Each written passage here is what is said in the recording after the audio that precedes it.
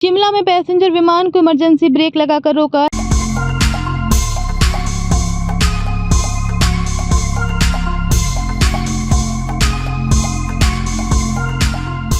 शिमला में पैसेंजर विमान को इमरजेंसी ब्रेक लगाकर रोका। लैंड करने पर भी स्पीड कम नहीं हुई। डिप्टी सीएम और डीजीपी भी बैठे थे।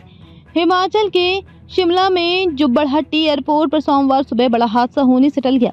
दिल्ली से शिमला आए एलायंस एयर के ATR विमान को तकनीकी खराबी आने के बाद इमरजेंसी ब्रेक लगाकर रोकना पड़ा। बताया गया है कि लैंडिंग के बाद विमान की स्पीड कम नहीं हुई थी। विमान में हिमाचल के डिप्टी सीएम मुकेश अग्निहोत्री और डीजीपी डॉक्टर अतुल वर्मा सवार थे। दोनों दिल्ली से शिमला लौट रहे थे। एलायंस एयर का 42 सीटर विमान दिल्ली से सुबह शिमला आता है।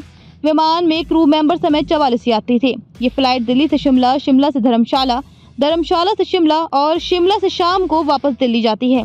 फिलहाल अगली तीनों फ्लाइट रद्द कर दी गई हैं। डिप्टी सीएम मुकेश अग्निहोत्री ने कहा, रनवे शॉर्ट पड़ गया या फिर लैंडिंग में दिक्कत आई। अचानक जोरदार तरीके से ब्रेक लगाई।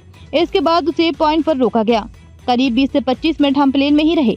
हमें कहा कि टैक्सी बुलाकर आपको वहां पहुंचाएंगे, लेकिन बाद में प्लेन को ही पीछे पार्क किया। उन्होंने धर्मशाला की फ्लाइट रद्द कर दी। हमारे विधायकों को फ्लाइट से शिमला आना था, लेकिन अब वे गाड़ियों से आ रहे हैं। कुछ तो टेक्निकल घटित हुआ है, ये अथॉरिटी ही बता सकती है। हम तो यही कह सकते हैं कि लैंडिंग ठीक नहीं हुई।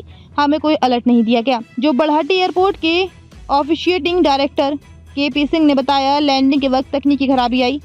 सुबह दिल्ली से ये विमान जांच के बाद ही उड़ा है। सुबह की उड़ान के वक्त इसमें कोई खराबी नहीं थी। खराबी को इंजीनियर चेक कर रहे हैं। फिलहाल धर्मशाला की फ्लाइट को कैंसिल कर दिया गया है। सूत्रों के अनुसार लैंडिंग के बाद रनवे खत्म होने को था, लेकिन विमान की स्पीड कम न होने के कारण विमान रनवे के आखिरी पॉइंट तक पहुंच गया। जब इमरजेंसी ब्रेक लगाई गई तभी विमान रुका। कुछ लोग विमान के अंदर ही जोर जोर से रोने लगे। विमान रुकने के बाद भी लगभग 25 मिनट तक यात्रियों को विमान से बाहर नहीं निकाला गया।